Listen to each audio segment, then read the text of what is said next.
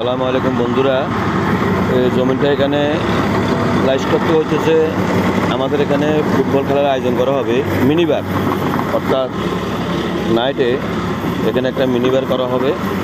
ওই মিনিবারের আয়োজনে গাজী গ্রুপ যুক্ত থাকিবে এবং কি গাজী গ্রুপের পক্ষ থেকে সবাইকে অভিনন্দন ও ভালোবাসা রইল। এই ছোট্ট একটা মাঠের ভিতরে,